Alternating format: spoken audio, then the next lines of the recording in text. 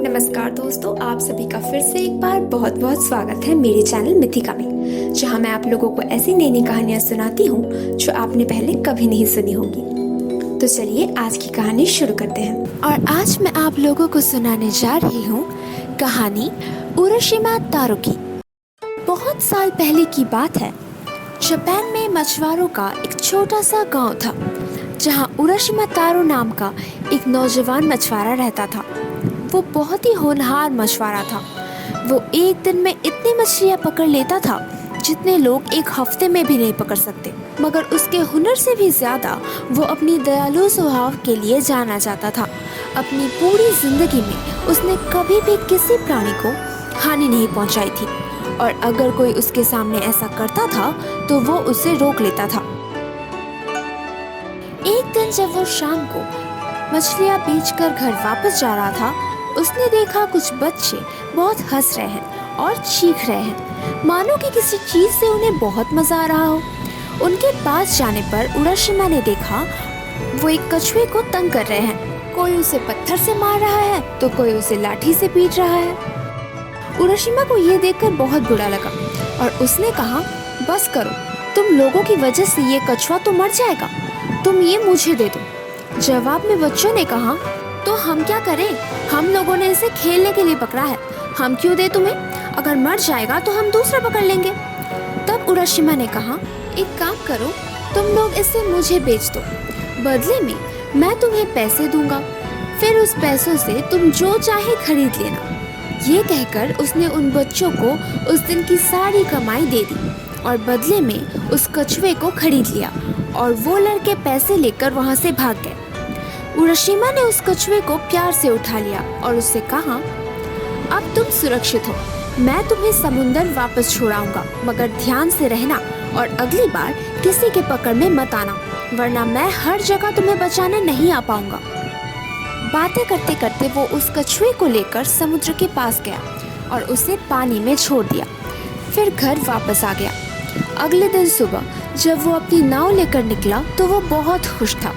देखते ही देखते वो बाकी नावों को पीछे छोड़कर बीच समुंदर में आ पहुंचा, और तभी उसने सुना कोई बहुत ही मीठी आवाज से उसका नाम पुकार रहा है, उरोशिमा, उरोशिमा। मगर आसपास उसे बस नीला समुंदर के सिवा और कुछ नहीं दिख रहा था।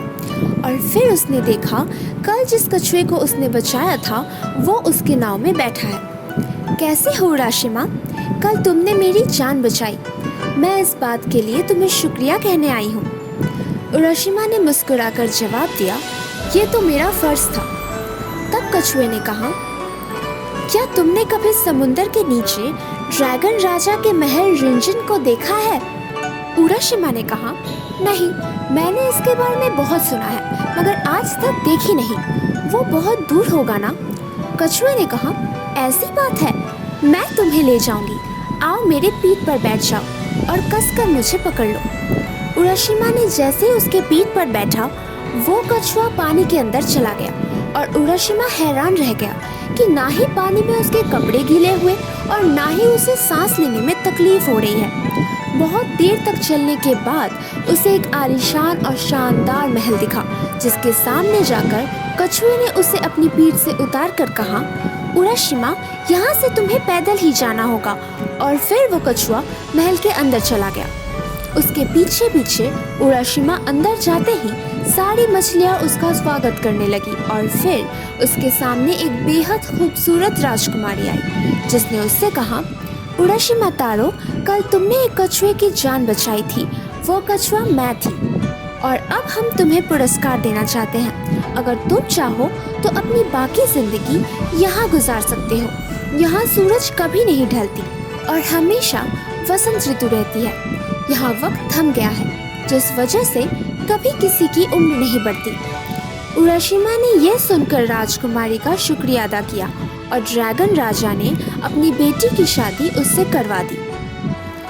खुशी खुशी 3 दिन बीतने के बाद उरोशिमा को याद आया कि ये उसने बहुत गैर जिम्मेदारी वाली काम किया है। उसके बूढ़े माँ बाप उसका इंतजार कर रहे होंगे और वो यहाँ सब कुछ भूल कर बैठा है। ये सब याद आते ही वो राजकुमारी के पास गया और उससे वापस घर जाने की बात की। उसने कहा, मेरे बूढ़े माँ बाप मुझे याद कर रहे होंगे, मुझे एक दिन के लिए ऊपर जाकर उनसे मिलने की अनुमति दे दीजिए ताकि मैं उन्हें बता सकूं कि मैं ठीक हूँ और फिर मैं वापस आ जाऊंगा। राजकुमारी ने उसे बहुत समझाने की कोशिश की, लेकिन उराशिमा अपने फैसले पर अटल रहा। तब राजकुमारी ने रोते हुए उसे एक लकड़ी का बक्सा दिया और कहा, इसे किसी भी हालत में मत खोलना। इसके अंदर जो चीज़ है वो बहुत खास है और अगर तुमने इसे खोल दिया तो तुम्हारे साथ कुछ बहुत बुरा होगा। उराशिमा ने अपनी पत्नी से वादा किया और फिर एक मछली की पीठ पर सवार होकर अपने घर की तरफ चल पड़ा। वो मछली उसे वहीं छोड़ गया जहाँ से वो रोज मछली पकड़ने आता था। मगर ये क्या? उराशिमा ने अपनी चारों ओर देखा। गांव तो वही है, पर ये अजनबी लोग कौन हैं? इनमें से किसी को भी उसने पहले तो इस गांव में नहीं देखा। वो जल्दी से अपने घर की तरफ गया, लेकिन वहाँ किसी दूसरे आदमी को देखकर वो हैरान रह गया। उसने सोचा, शायद मेरे माँ बाप मेरी गैर मौजूदगी में शहर गए होंगे। और फिर वो आगे बढ़कर उस आदमी से पूछा, क्या आपने मेरे माँ बाप को कहीं देखा है? मेरा नाम उराशिमा तारो है। कुछ दिन पहले भी मैं इसी घर में रहता था। वो आदमी हैरान रह गया और कहा, क्या तुम उराशिमा तारो हो? पर तुम वो कैसे हो सकते हो? हाँ, ये सच है, उराशिमा नाम का एक मछुआरा यहाँ रहता था, मगर वो तो 300 साल पुरानी बात है। ये बात सुनकर उराशिमा डर गया और उसने कहा, आपको मेरे साथ ऐसा मजाक करना शोभा नहीं देता। मैं ही उराशिमा तारो हूँ और बिल्कुल जिंदा आपके सामने खड़ा हूँ। ये सुनकर उस आदमी ने कहा, मुझे नहीं पता तुम उराशिमा हो या कोई और, मगर जिसकी कहानियाँ सुनकर मैं बड़ा हुआ हूँ वो उराशिमा आज से 300 साल पहले एक दिन मछली पकड़ने निकला था और फिर कभी घर वापस ही नहीं आया। ये सुनकर उराशिमा वहाँ से वापस चला गया। अब धीरे धीरे सारी बातें उसे समझ आ रही थी। वो 3 दिन जो उसने समुद्र के नीचे गुजारे थे, दरअसल धरती में 300 साल थे। उसके इंतजार में उसके बूढ़े माँ बाप कब के मर गए और अब यहाँ उसके लिए कुछ नहीं बचा। उसने तय किया कि वो अपनी पत्नी के पास वापस लौट जाएगा, मगर कैसे? उसे तो महल का रास्ता ही नहीं पता। तब उसे राजकुमारी की दी हुई उस बक्से का याद आया। उसने सोचा, इसमें जरूर मेरे वापस जाने का रास्ता होगा और उसने उस बक्से को खोल दिया।